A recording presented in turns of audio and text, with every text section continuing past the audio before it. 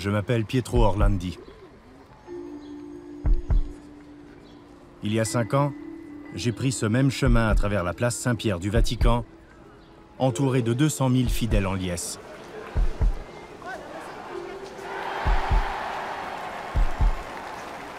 C'était le 18 mars 2013, le jour de l'intronisation du pape François. Les disciples dévoués étaient venus du monde entier célébrer leur foi et l'homme qui les guiderait vers un avenir meilleur. J'aurais dû y assister aux côtés de ma sœur, Emanuela. Mais j'étais seul dans l'espoir que ce nouveau pape puisse m'apporter des réponses. En me voyant, le chef de la sécurité lui a murmuré un message à l'oreille. Puis le pape m'a dit « Votre sœur est au paradis ». J'ai été à la fois touché et stupéfait. Comment le pape pouvait-il savoir que ma sœur était morte?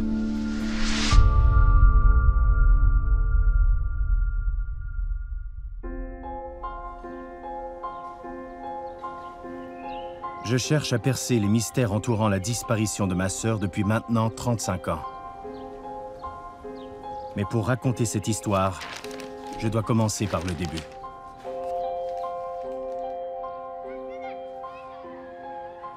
Emanuela et moi, ainsi que nos 3 sœurs, sommes nés et avons grandi dans la Cité du Vatican, le plus petit État du monde et foyer de seulement 444 habitants. C'était comme vivre dans un village, avec le pape comme protecteur bienveillant. Entre ces murs, mes sœurs et moi, nous nous sentions en complète sécurité.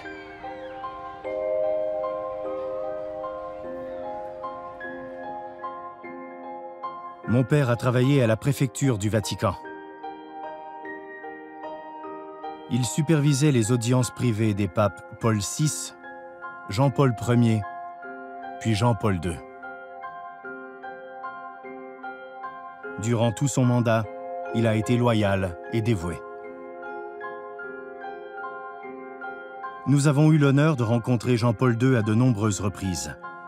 Il se sentait un devoir de recevoir les familles résidentes. Emanuela était heureuse. Elle pose ici avec le pape.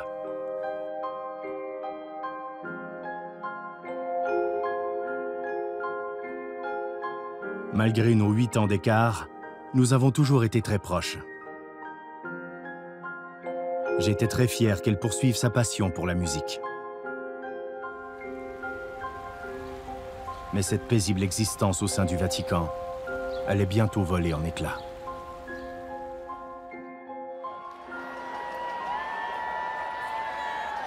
Le 13 mai 1981, le pape Jean-Paul II traverse une foule de fidèles en adoration lorsque de terribles coups de feu retentissent. Le pape est touché à 4 reprises et doit lutter pour survivre.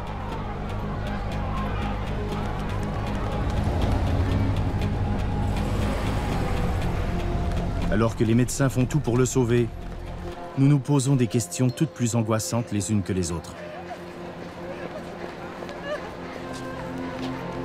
Comment une telle chose avait pu se produire?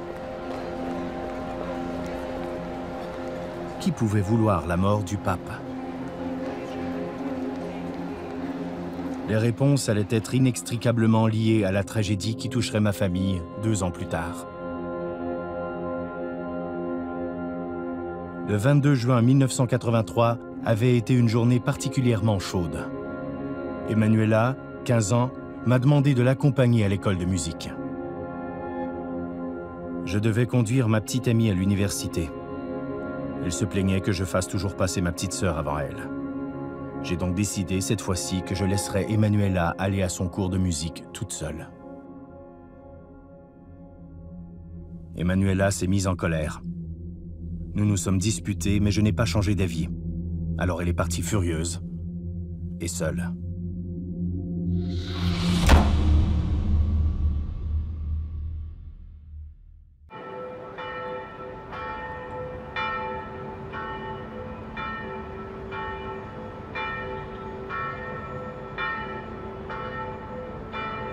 Plus tard, cet après-midi-là, Emanuela a téléphoné à la maison et a parlé à notre sœur Frederica.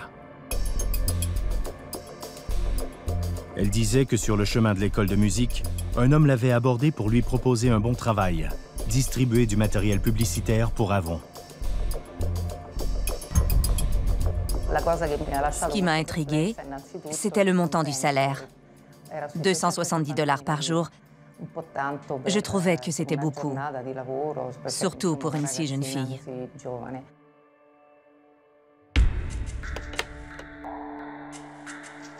Emanuela a quitté l'école et a emprunté le Corso Rinascimento jusqu'à l'arrêt de bus situé devant le bâtiment du Sénat. L'une des dernières personnes à l'avoir vue était sa camarade de classe, Maria Grazia Cassini. Cet après-midi-là, Emanuela est venue me voir et m'a demandé à quelle heure le cours de chorale se terminait.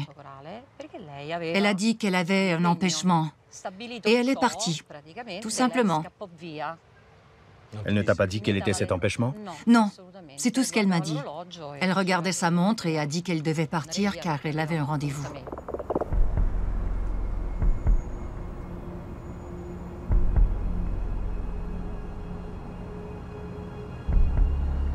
En fait, je l'ai revue à l'arrêt de bus. Quand le bus est arrivé, je suis montée avec mes camarades et nous sommes partis. Emanuela aurait dû rentrer à la maison à cette heure-là, mais elle est probablement restée pour rencontrer l'homme qui lui avait proposé cet emploi pour Avon. Ma sœur aînée, Natalina, se souvient de cette soirée comme si c'était hier. Je suis rentrée ce soir-là, après 20 heures. Après avoir travaillé toute la journée, j'ai retrouvé ma mère, totalement désespérée.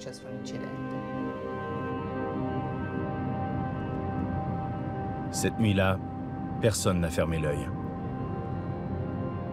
Pendant que ma famille priait pour le retour d'Emanuela, je parcourais la ville en tous sens.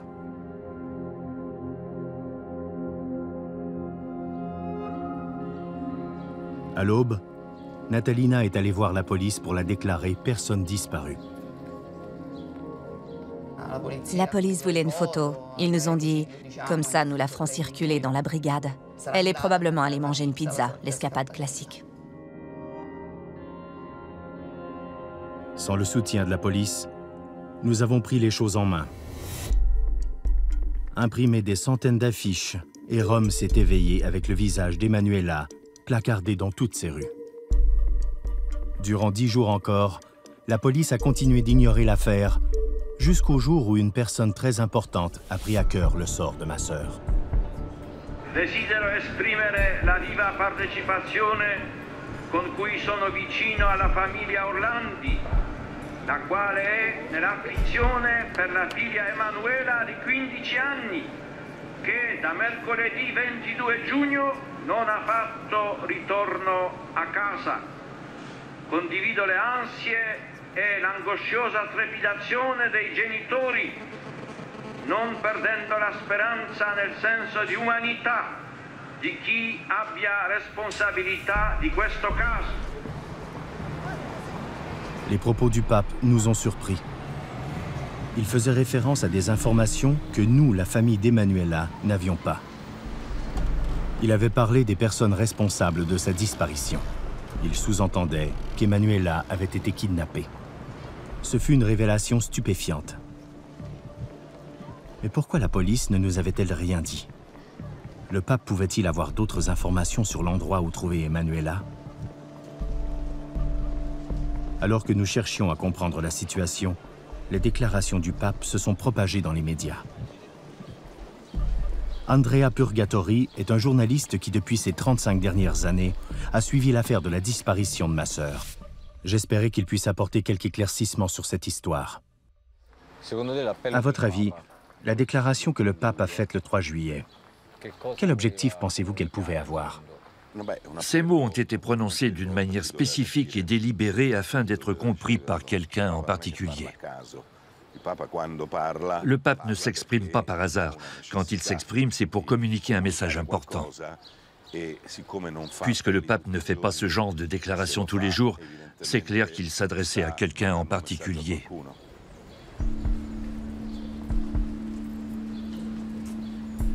Bien que ce message fût public, il semblait que le pape cachait des informations clés au sujet de la disparition de ma sœur. Mais pourquoi? Le pape s'adressait peut-être au ravisseur d'Emanuela, mais c'est ce qui a poussé un agent de la circulation à se manifester pour donner un indice important sur la disparition de ma sœur. La ragazza che passava qua, prese questa informazione della sala Borromini, fosse stata Emanuela Orlandi. Cioè, quel pomeriggio? Il pomeriggio del 22 giugno, sì. E questa ragazza che le ha chiesto l'informazione era in compagnia? Era in compagnia di un signore. L'uomo me lo può descrivere?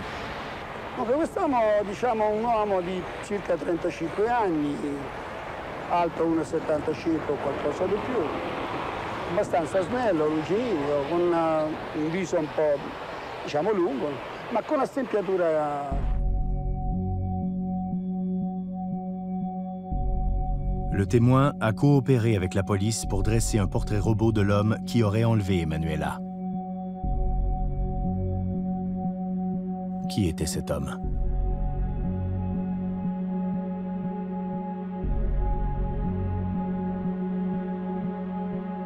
« 13 jours après la disparition de ma sœur, mon père a reçu un appel téléphonique.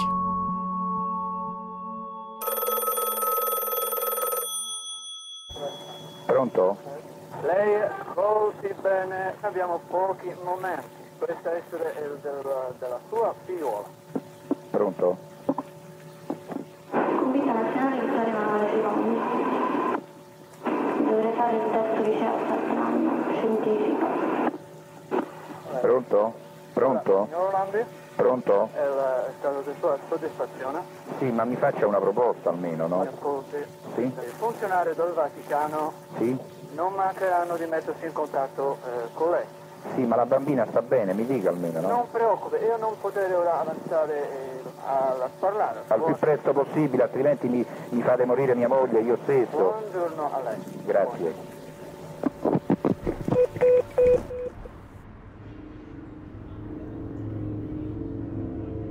L'appel du ravisseur nous a redonné espoir. Un espoir amplifié quand nous avons appris qu'ils avaient aussi contacté le bureau de presse du Saint-Siège.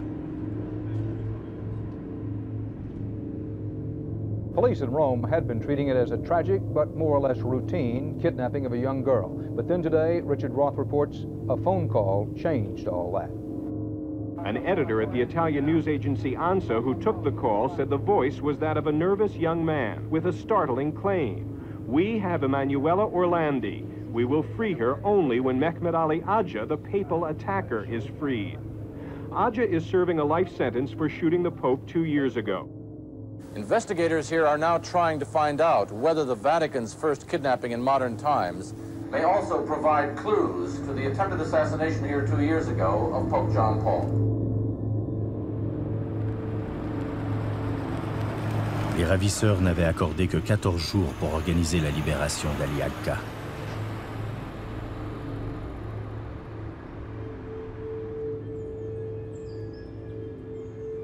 Ils ont également précisé que des preuves de la détention d'Emanuela étaient dissimulées dans une poubelle d'une place située près du Parlement. Quand la police a réussi à localiser la poubelle, ils ont trouvé des copies de la carte de l'école de musique de ma sœur, un reçu et une note écrite de sa main. Mais comment la tentative d'assassinat du pape pouvait-elle être liée à la disparition d'Emanuela?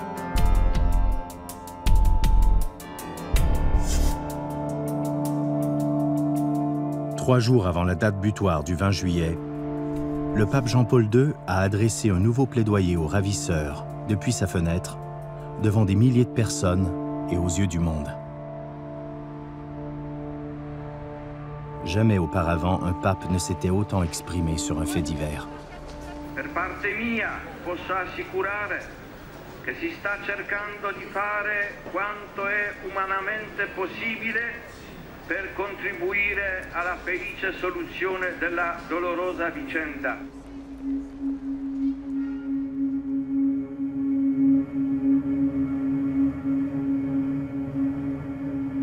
In Rome today, after Pope John Paul pleaded for the life of 15-year-old Emanuela Orlandi, her alleged kidnappers released a tape recording of a woman crying out in pain.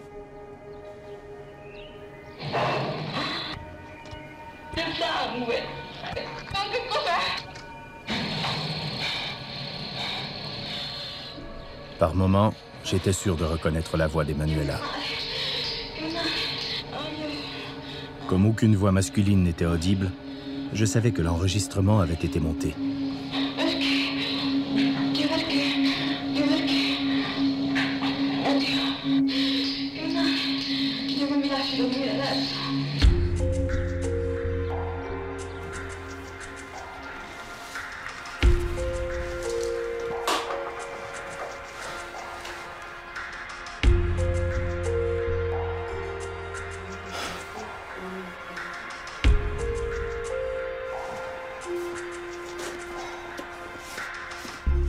Plus tard, j'ai obtenu un dossier confidentiel des services secrets contenant la transcription originale.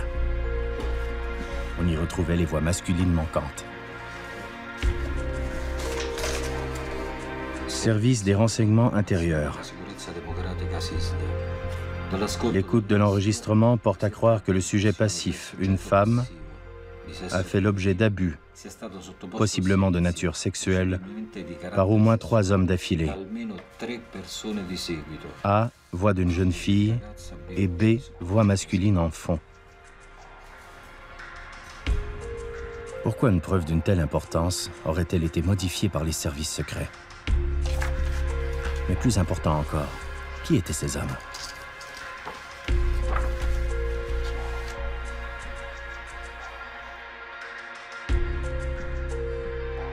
Le jour de la publication des enregistrements, les ravisseurs ont exigé la mise en place d'une ligne directe pour négocier la libération de ma sœur. Mais ils ne voulaient pas parler à la police. Ils ne voulaient négocier qu'avec le Vatican. Intanto la sala stampa della Santa Sede ha diramato, e l'ho fatto poco fa, il seguente comunicato. In merito alla richiesta da parte dei rapitori di Emanuela Orlandi di una linea telefonica diretta, si notifica. La linea telefonica è stata installata. Il relativo numero è 6985 al quale va aggiunto il codice indicato.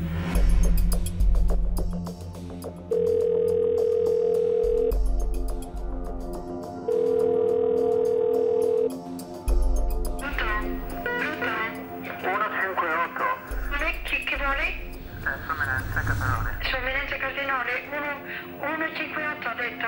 158. Sì, attenda un momento. Le cardinal Agostino Casaroli était le secrétaire d'État du Vatican et était connu pour ses talents de diplomate en affaires internationales. Sua Eminenza, c'è il numero di codice.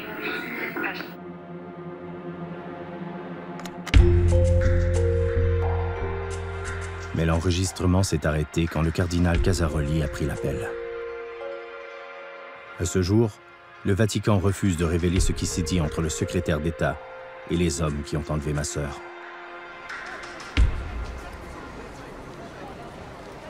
Quelle impression vous a laissé la personne qui a téléphoné, celle qui a demandé une ligne directe avec le secrétaire d'État et l'a utilisée? Non seulement il l'a utilisé, mais comme il s'agissait du premier contact direct avec Casaroli, d'après ce que l'on m'a dit, le gouvernement italien, la police et les services secrets ont été invités à rester en retrait. Ce qu'ils ont fait.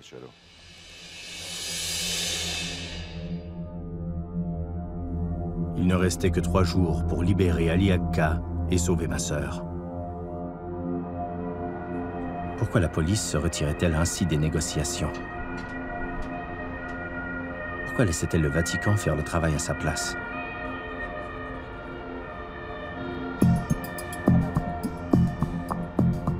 Si fa sempre più drammatica e resta più che mai misteriosa la vicenda di Emanuela Orlandi.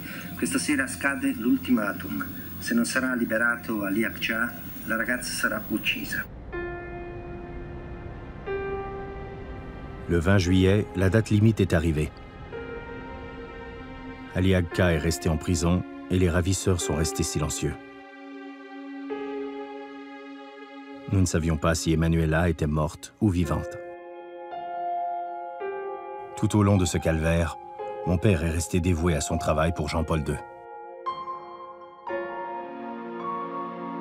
Ils se parlaient tous les jours, mais n'évoquaient jamais la disparition de ma sœur. Il aurait été jugé irrespectueux qu'un employé questionne le pape. En dépit de l'agonie de ma famille, le pape n'a jamais fourni de nouvelles informations.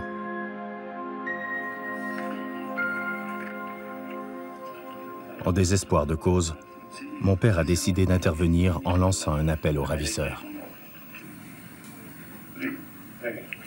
Messaggio di Ercole Orlandi per i rapitori della figlia Emanuela. Io, il padre di Emanuela ed interprete del pensiero, delle sensazioni, del turbamento profondo e incommensurabile, dolore di mia moglie, ho deciso di rispondervi personalmente e direttamente. Noi, padre e madre di Emanuela, abbiamo il diritto di chiedere a voi una precisa risposta. Se Emanuela è ancora viva, provatelo. Se la cara e adorata Emanuela è morta, indicateci il luogo dove trovare la nostra Emanuela, perché in ginocchio noi si possa pregare per lei, vicino a lei.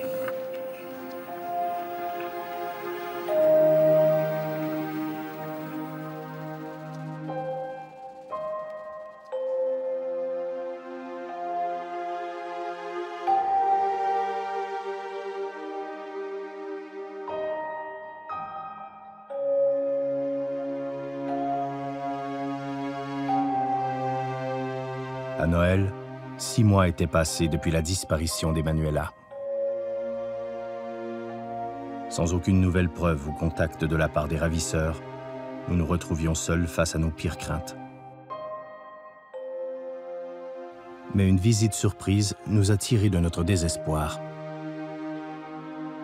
Le pape Jean-Paul II a répandu une lumière nouvelle sur le sombre et mystérieux sort d'Emanuela. Il nous a dit qu'il existait 2 types de terrorisme, national et international. Notre perte, a-t-il dit, a été causée par le terrorisme international. Il a dit aussi qu'il ferait tout ce qui est en son pouvoir pour ramener Emanuela.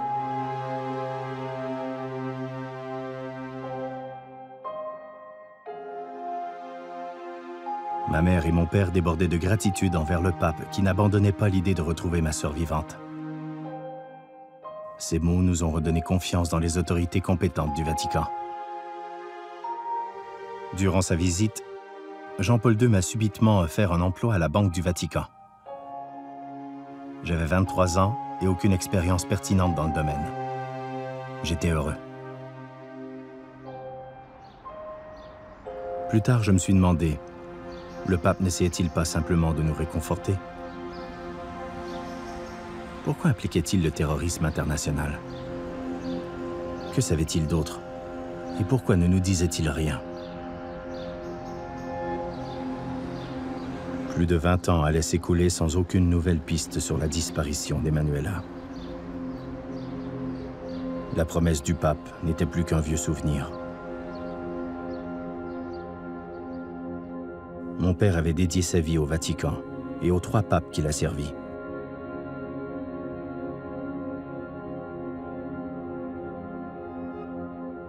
Mais à sa mort en 2004, il avait perdu toute confiance en l'Église catholique. À son dernier souffle, il a déploré « J'ai été trahi par ceux que j'ai servis avec loyauté ».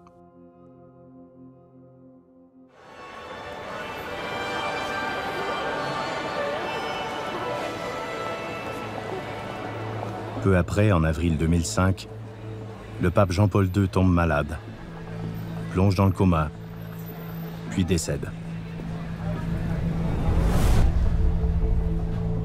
J'ai toujours cru que le pape allait un jour nous dire la vérité sur la disparition de ma sœur, mais cet espoir mourait avec lui. Ses dernières volontés disaient « Je ne laisse derrière moi aucune propriété dont j'ai besoin de disposer. Je demande à ce que mes effets personnels soient distribués équitablement. Mes notes personnelles devront être brûlées. » Par ces dernières paroles, Nous étions convaincus qu'il avait emporté le secret de la disparition de ma sœur dans sa tombe.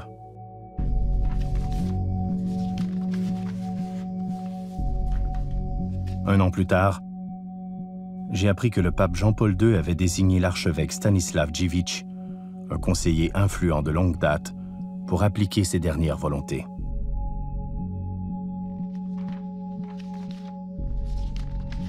Et Stanislav n'avait pas honoré certaines volontés du pape. Il a dit « Je ne les ai pas brûlées, elles étaient trop importantes ». J'ai appelé la Fondation Jean-Paul II pendant plus de 10 ans, en espérant avoir accès aux notes personnelles que l'archevêque Stanislav avait conservées. Toutes mes demandes ont été rejetées. Peut-être qu'aujourd'hui, la réponse sera différente. Oui, allô? Allô? Je m'appelle Pietro Orlandi. Je ne sais pas si vous vous souvenez de moi. Je suis le frère de cette jeune fille disparue, Emanuela Orlandi, en 1983. Ah oui, oui. Bien, je voulais juste faire un point sur mes recherches. J'ai entendu dire que vous possédiez des documents appartenant à Jean-Paul II. Je voulais savoir s'il était possible d'y avoir accès.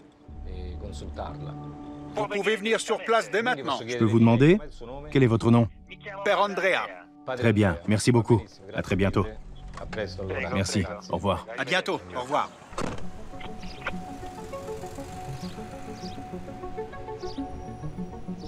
Après 34 années de questionnement, j'étais prêt à recevoir des réponses de la part de Jean-Paul II. Je vous en prie, suivez-moi. C'était en juin, n'est-ce pas? Oui. Par ici. Pour chaque jour, nous avons archivé les notes de Jean-Paul II.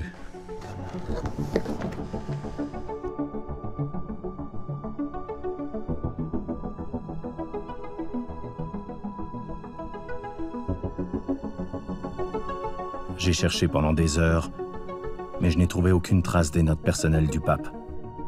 Rien. Avait-elle été déplacée? Peut-être n'ont-elles jamais été là. Je l'ai lu dans le testament de Jean-Paul II. Il a précisé que tous ces documents devaient être brûlés. Personnel, oui, personnel. Par contre, Stanislav a jugé qu'il était pertinent de les garder. Oui, ceux qu'il a rapportés chez lui, à Cracovie. Mais une partie des documents est restée ici. Non. Il a apporté tous les documents personnels à Cracovie? Il a apporté tous les documents dont il avait la charge en tant que secrétaire à Cracovie. Avez-vous déjà pu consulter ces documents? Non, jamais. Mais pensez-vous que dans ces documents personnels, il y avait des informations à propos de l'enlèvement d'Emanuela ou pas? Je ne sais pas, je n'y ai jamais eu accès. Il me semble qu'il s'agissait des lettres personnelles du pape.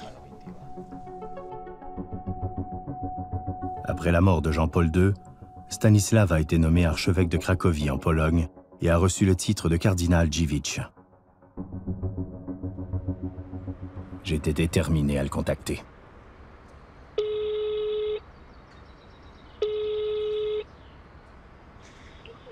Allô? Bonjour, je suis Pietro Orlandi et je voudrais parler au cardinal Dziwisz, s'il vous plaît. Oui, pouvez-vous rappeler plus tard, s'il vous plaît? À quelle heure? Dans 1 ou 2 heures, d'accord? Merci. Merci beaucoup.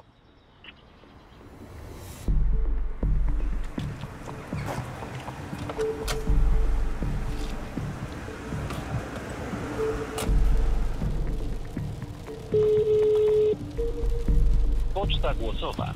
Zostaw wiadomość po sygnale. Cardinal Stanislav Dziwisz, je suis Pietro Orlandi. Vous vous souvenez peut-être de moi, je suis le frère d'Emanuela Orlandi enlevée au Vatican en 1983. Le pape François a appelé le monde entier à construire des ponts et à battre des murs. Je demande la même chose pour ma sœur. J'espère que vous accepterez ma demande d'un rendez-vous privé. Pietro Orlandi.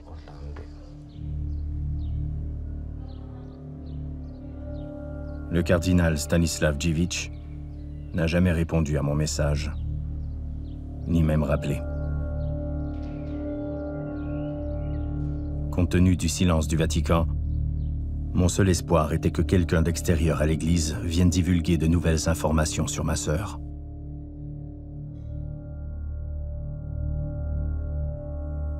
Le 12 septembre 2005, soit 22 ans après avoir vu Emanuela pour la dernière fois, mes prières ont été exaucées.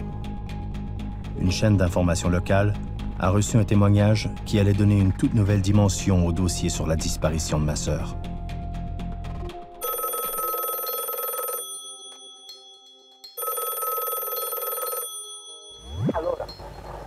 Riguardo al fatto di Emanuela Orlandi, per trovare la soluzione del caso, andate a vedere chi è sepolto nella cripta della Basilica di Sant'Apollinare e del favore che Renatino fece al Cardinal Poletti all'epoca.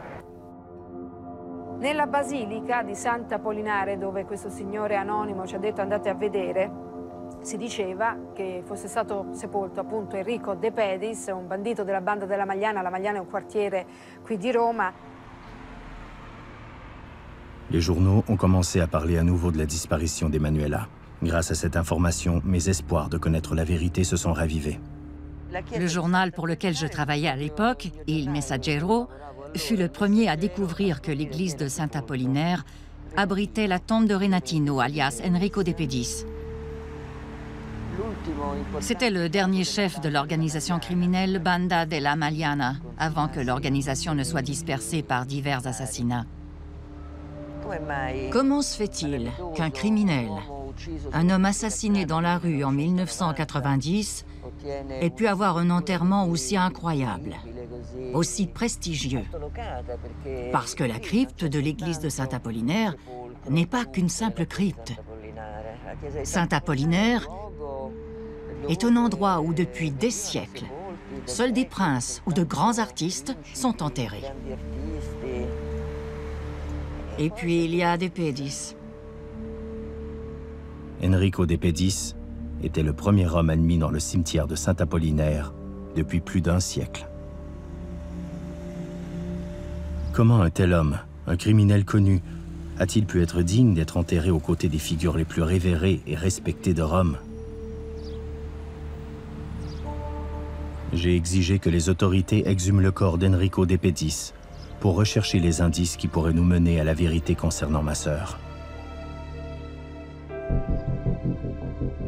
Mais mes demandes ont été ignorées.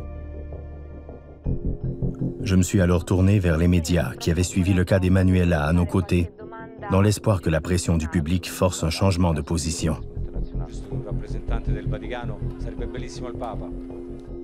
J'ai parlé aux personnes qui auraient pu être impliquées dans l'enquête, à la mafia, au clergé, au gouvernement. Je suis devenu une véritable éponge. De nombreuses personnes ont exprimé leur solidarité et ont fait preuve d'un grand soutien dans ma quête de la vérité.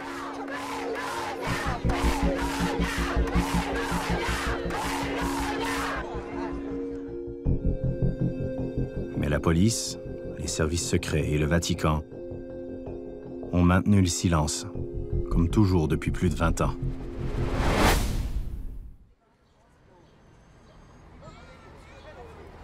Personne ne m'a donné d'explication officielle quant au refus d'exhumer le corps de De Pedis ou la raison pour laquelle il avait été enterré à Saint-Apollinaire. L'autorisation devait provenir du vicariat de Rome, mais aussi du ministre de l'Intérieur, puisqu'il s'agissait d'un type d'enterrement spécifique pour lequel le parcours de la personne avait été exigé, avec toutes les bonnes actions qu'elle avait faites pour mériter un tel enterrement. Nous devons voir ce que De Pedis a fait de bien et envers qui. De Pedis, de tous les membres fondateurs de la Banda della Magliana, avait un état d'esprit différent. Il était intelligent et s'exprimait bien, y compris avec les politiques, les ministres par exemple.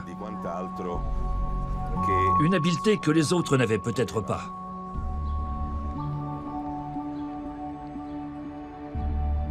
Malgré 3 ans d'efforts, je n'ai pas été capable de convaincre les autorités d'exhumer le corps de De Pedis. Mais au 25e anniversaire de la disparition d'Emanuela, un journaliste a téléphoné avec une histoire extraordinaire impliquant De Pedis et une beauté renommée de l'époque, Sabrina Minardi. À la fin des années 70, Sabrina Minardi était une personnalité à Rome mariée à une star du football, Bruno Giordano.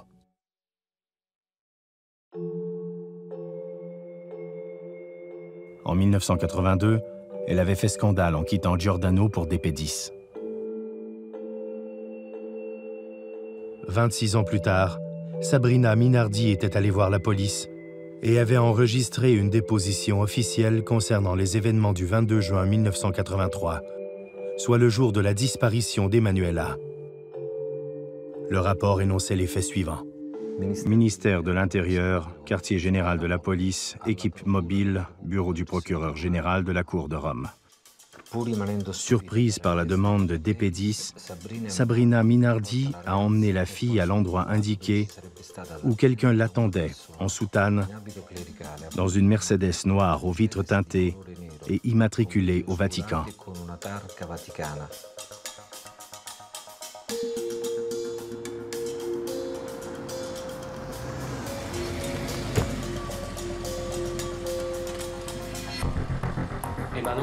Emanuela, qui parfois pleurait un peu, riait un peu, semblait droguée et réclamait son frère. Ensuite, ils l'ont sortie du véhicule, à moitié consciente.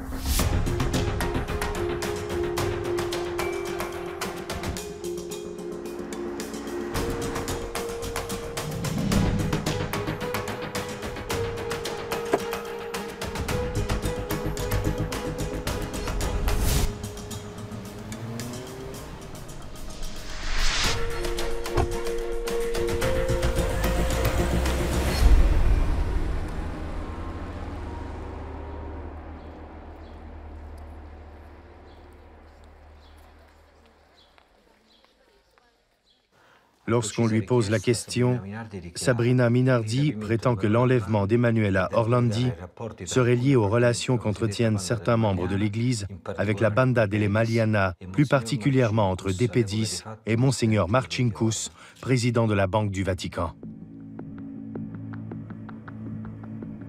Marcinkus. L'archevêque Paul Casimir Marcinkus, chef de la Banque du Vatican. Je connaissais cet homme. C'était mon patron durant des années. Depuis cette veille de Noël 1983, où le pape m'avait offert ce poste à la Banque du Vatican. Je connaissais bien Marcinkus. S'il a joué un rôle dans l'enlèvement d'Emanuela, il a très bien caché son jeu avec nous, car il était le seul au Vatican à être proche de ma mère et de mon père. Lorsque mes parents allaient prier dans le jardin, les autres cardinaux, dès qu'ils les voyaient de loin, les évitaient et s'éloignaient. Après l'enlèvement? Oui, il était le seul à les approcher, à discuter avec eux. Donc effectivement, soit il était très bon acteur, soit il ne savait absolument rien de l'enlèvement d'Emanuela. Je penche pour la première hypothèse.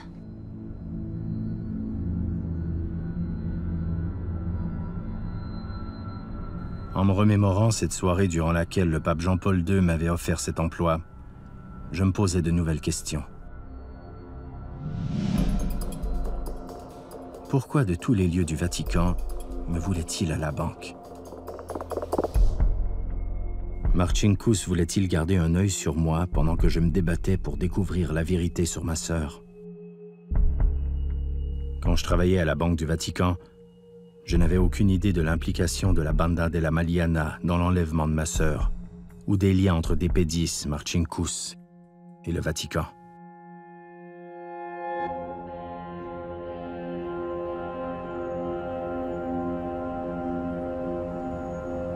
Après 26 ans de service, j'ai quitté la Banque du Vatican en 2009. La raison officielle invoquée était un départ en retraite anticipée. Mais en réalité, j'ai été poussé vers la sortie. Peut-être étais-je arrivé trop près de la vérité.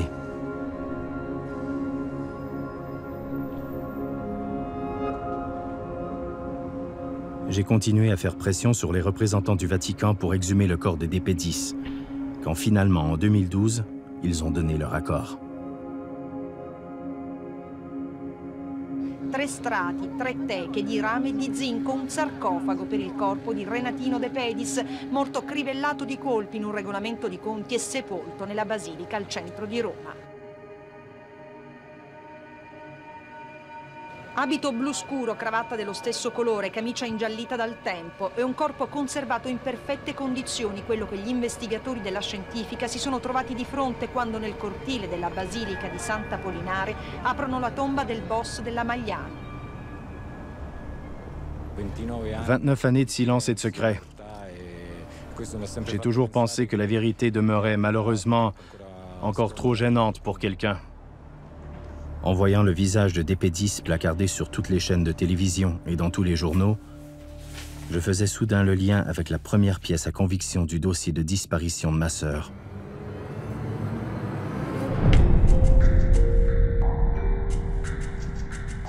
Le portrait robot dessiné à partir de la description faite par l'agent de circulation en 1983 n'était autre qu'Enrico Dépédis.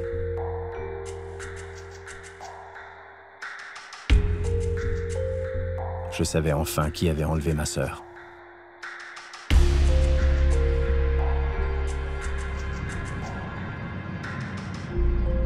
Bien qu'aucun indice en lien avec ma sœur n'ait été trouvé dans la tombe de Dépédis, il devenait clair que le Vatican avait pu avoir une relation d'affaires avec la mafia italienne.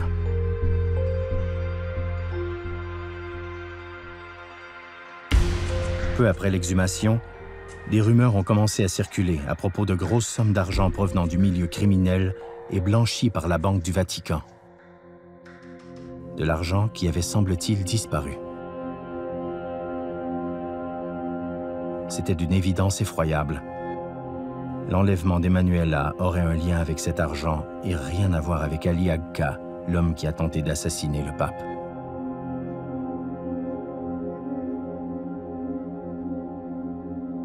Cette histoire aurait été fabriquée de toutes pièces par le Vatican et la mafia pour détourner l'attention du public des véritables coupables.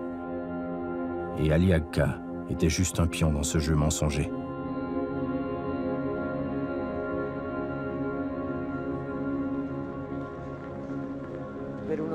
Par une étrange fatalité, ta sœur est entrée dans un mécanisme que Giovanni Falcone appelait le grand jeu.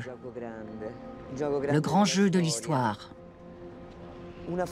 Une énorme somme d'argent disparaît, provenant à l'évidence du milieu criminel et de ceux qui, pour ainsi dire, tuaient pour de l'argent. Voilà le contexte de cet enlèvement. Un contexte qui, vraisemblablement, ne pouvait pas être révélé. C'était impossible, car l'image de l'Église aurait été entachée.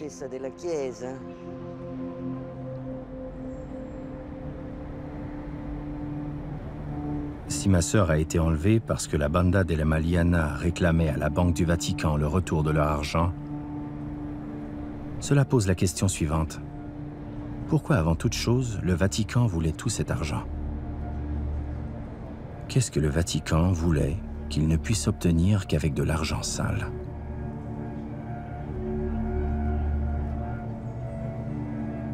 J'ai trouvé les réponses à ces questions lorsque je suis tombé sur un document écrit de la main du banquier Roberto Calvi, adressé au pape Jean-Paul II.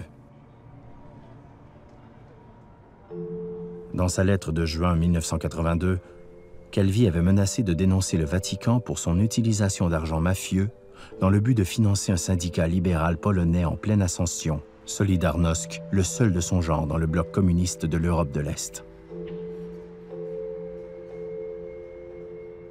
Un an avant la disparition de ma sœur, Calvi écrit « Votre Sainteté, j'ai porté sur mes épaules le lourd fardeau des erreurs et des responsabilités de mes prédécesseurs à la Banque du Vatican. Beaucoup veulent savoir si j'ai envoyé des fonds à Solidarność, ou même des armes, et financé d'autres organisations dans le bloc soviétique. Votre Sainteté, je m'adresse à vous car seule votre haute intervention est encore possible pour éloigner le terrible spectre de cette tache sombre. Avec toute ma gratitude et dans le baiser de l'anneau sacré, je vous confirme mon allégeance.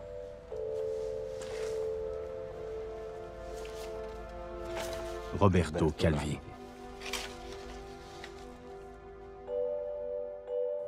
12 jours plus tard, Calvi est retrouvé mort dans la Tamise, à Londres.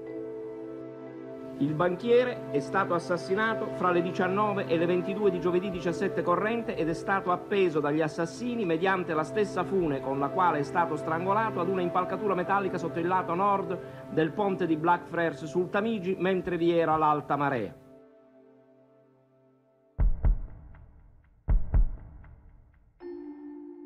Le pape Jean-Paul II aurait utilisé l'argent de la mafia pour combattre le communisme. Il avait peut-être de bonnes raisons, mais c'était illégal et très dangereux.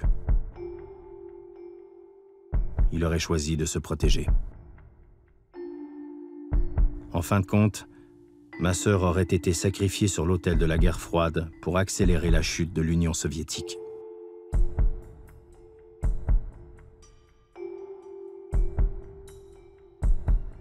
En 2016, d'autres secrets se sont échappés des murs du Saint-Siège. J'ai appris que l'État du Vatican et le gouvernement italien auraient eu des négociations secrètes au sujet de ma sœur. Le journaliste Gianluigi Nuzzi a eu accès à ces discussions. D'un côté, nous avons l'État italien, de l'autre, 2 représentants du Vatican. L'État du Vatican et l'État italien se rencontrent. Pourquoi? Parce qu'il y a négociation. Une négociation implique qu'une des parties offre quelque chose à l'autre. Il y a un échange. D'un côté, le Vatican aurait livré le dossier sur ta sœur contenant certains indices. Tandis que de l'autre côté, ils ont demandé au procureur de déplacer le corps de DP10 enterré à Saint-Apollinaire. Pourquoi? Parce que ça crée un malaise.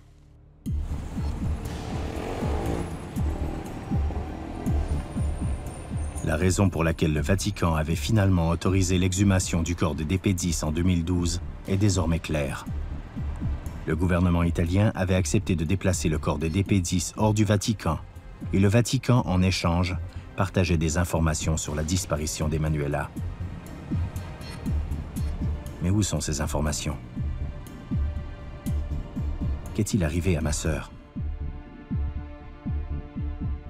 À la lumière de ces nouvelles révélations, j'ai déposé une plainte officielle par l'intermédiaire de l'une des meilleures avocates de Rome, Laura Sgro, à l'attention du chef du corps de sécurité de l'État du Vatican.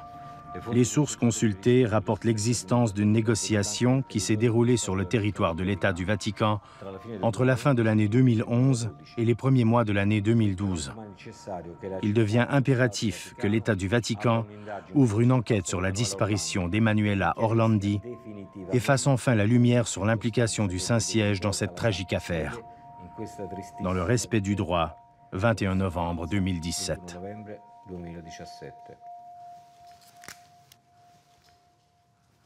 Ce dernier élément, le fait qu'il y ait eu une négociation, est d'après moi le plus significatif de ces 34 dernières années. Bien sûr. Et plus important encore, c'est que personne n'a nié l'existence de ces négociations. Et leur silence ne donne que davantage de crédibilité à ces faits.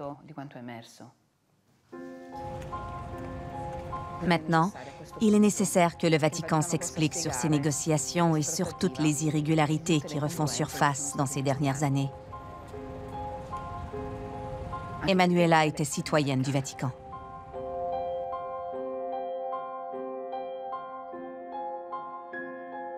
Notre existence insouciante et paisible, au sein du plus petit État du monde, est désormais un lointain souvenir. Pour Emanuela, le privilège d'être née citoyenne du Vatican est devenu une condamnation tragique.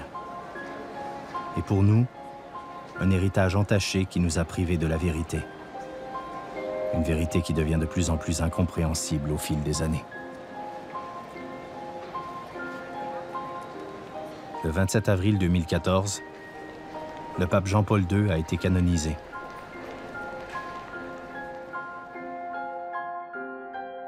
Aux yeux du Vatican, c'est un saint.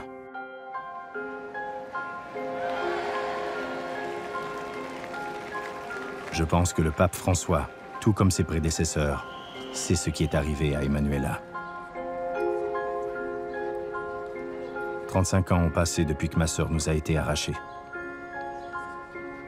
Désormais, j'ai perdu mon statut de citoyen du Vatican parce que je me suis marié à une personne extérieure à l'État. J'ai été contraint de prendre ma retraite anticipée de la Banque du Vatican. J'ai posé trop de questions auxquelles le Vatican ne souhaite pas répondre. Je ne suis désormais plus le bienvenu au sein de ce qui fut autrefois le théâtre de mon enfance heureuse. Mais la douleur que je ressens pour ma sœur est plus forte que la résistance du Vatican. Tous ces secrets qui ont tant fait souffrir ma famille, dans cet état où mon père a voué sa vie au pape, doivent être dévoilés. Maintenant qu'une plainte officielle a été déposée impliquant les autorités de l'État dans la disparition d'Emanuela, ils doivent prendre leurs responsabilités et nous dire ce qu'ils savent. Cette fois-ci, il n'y aura aucune négociation secrète. Je trouverai la vérité. Je rendrai justice à ma sœur.